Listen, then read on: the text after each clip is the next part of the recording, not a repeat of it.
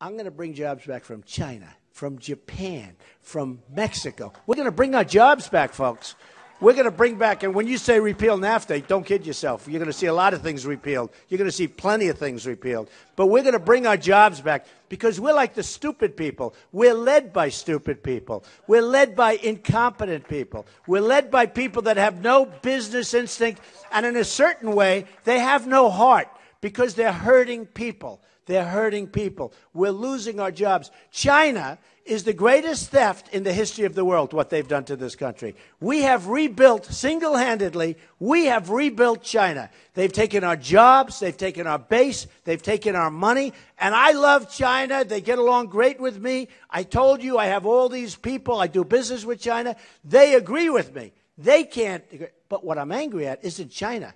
And I'm not angry at their officials if they can get away with it. I'm angry at our officials for letting them get away with it.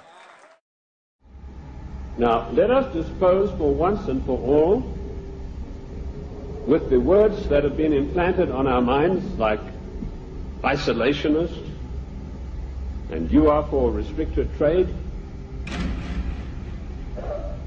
and you are against global trade. The United States of America did not grow great on global trade. The United States of America grew great on the hard labor of the people who lived in those days and the wise protection barriers put up by President George Washington, because immediately after the war they tried, the British, to try to down the United States through so-called free trade, which is nothing but piracy. Free trade, ladies and gentlemen, is a one-way street which allows other countries to dump their products on our markets to the detriment of our own people. That's what free trade is. It's strictly a one-way street.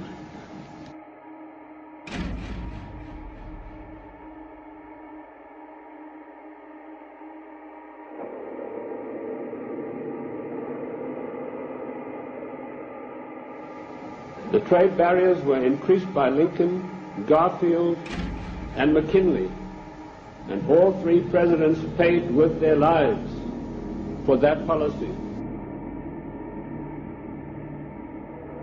Our founding fathers and our presidents saw the value of trade barriers. They realized that if we wanted to progress, we're not to be the dumping ground of the world.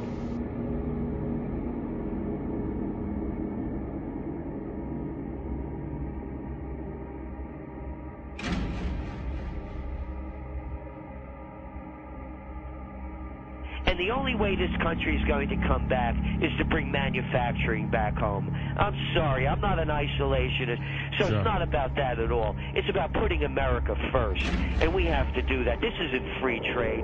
Everybody forgets that we're dealing with communist China over there, and they're really rigging the game. If you have anybody in China knows the deal, you have to buy everything from another Chinese company.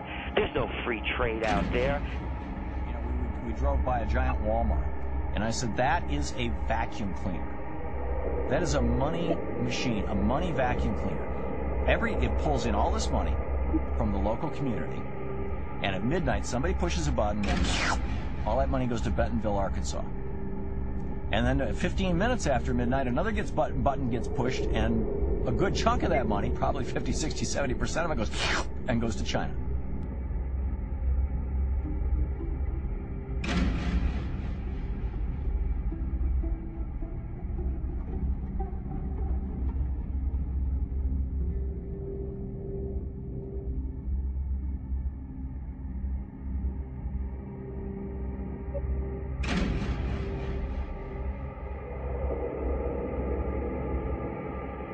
This Committee of 300 told a man called Aurelio Pecchi to form this Club of Rome with the main object of bringing down the industries and the agricultural development of the United States. He immediately wrote a paper in which he said there are too many people on the earth, and that the United States, with its industrial development, its agricultural development, is responsible for this curse of overpopulation. And he picked up the documentation for his work from Lord Bertrand Russell, a senior statesman of the Committee of 300, And Lord Bertrand Russell had written a work called The Impact of Science on Society. And if you can ever secure a copy of that book, which I doubt you'll be able to get, you will see in there that he said the world is overpopulated and we have to get rid of at least half of the world's population, and it doesn't matter how we do it. So the Club of Rome was instituted and organized to start an attack on the world's population using the United States as the whipping boy. And they came up with a paper called the Zero Growth Post-Industrial Plan for Industry and Agriculture for the United States of America.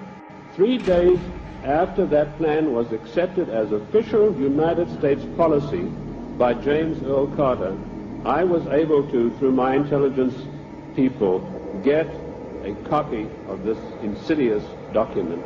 Basically what it said was that the middle class in the United States of America had to be destroyed, because in the coming push to a world order, the middle class would be the stumbling block, because history had shown that the peasant class in ancient days, when they had revolted, were just easily crushed. There was no resistance.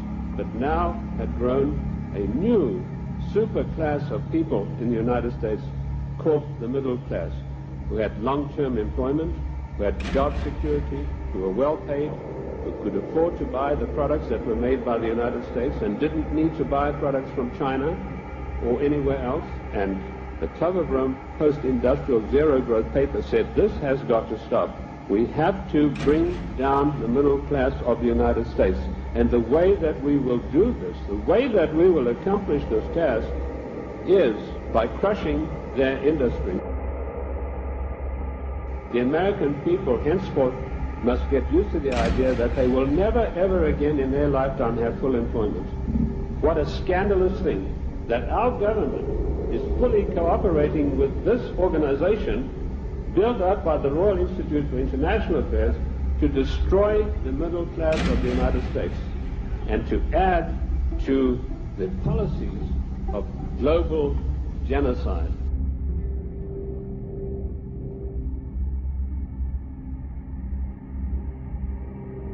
Free trade means that all trades committed in a certain area are voluntarily performed.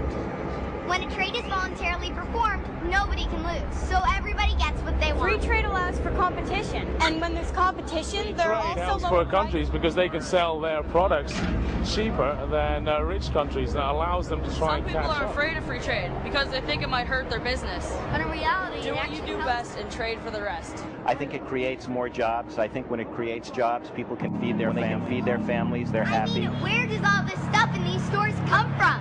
They're from Old Navy, and they were $25, so I'm sure they're from We export items and we get imported items. In free trade, we all get what we want.